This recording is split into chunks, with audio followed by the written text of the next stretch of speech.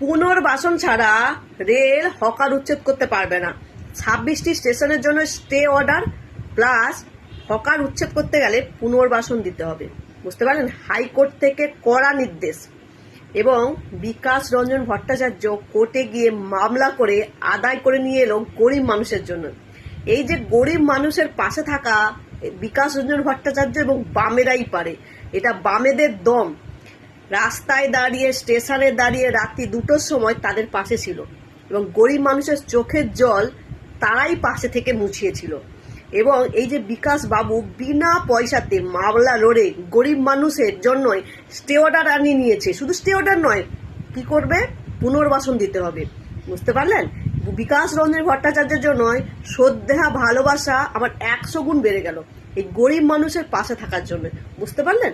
এই হলো বিকাশ বাবু। ইনার মতো মানুষ যেন যুগে যুগে জন্মগ্রহণ করে। এরা মানুষের পাশে থাকে, মানুষের হয়ে কেস লড়ে। বুঝতে পারলেন? এবং গরিব মানুষের পাশে থাকে।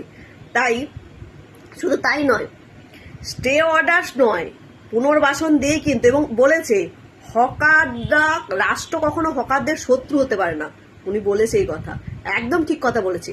গরিব মানুষরা যেখানে সেখানে পড়ে থাকবে আর বড় লোকেরা তারাই শুধু বেঁচে থাকবে, এটা তো হতে পারে না। না, কি বলবেন? একদম ঠিক হয়েছে।